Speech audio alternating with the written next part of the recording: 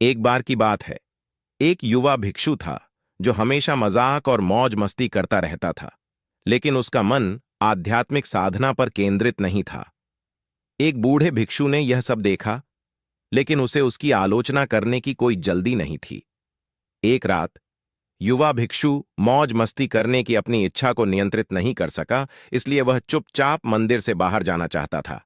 हालांकि मंदिर के द्वार बंद थे, इसलिए वह एक स्टूल दीवार के पास ले गया, उस पर चढ़ गया और दूसरी ओर कूद गया।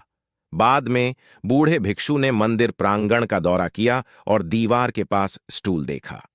वह तुरंत समझ गया कि क्या हुआ था। उसने कनिष्ठ भिक्षु द्वारा उसे सबक सिखाने की प्रतीक्षा करने का निर्णय लिया। जब युवा भिक्षु वापस आया तो उसे आश्चर्य हुआ।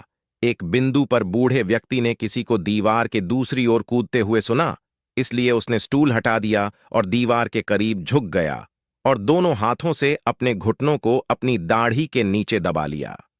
युवा भिक्षु ने सोचा कि छाया अर्थात वरिष्ठ भिक्षु वह मल है जिसे वह पीछे छोड़ गया है।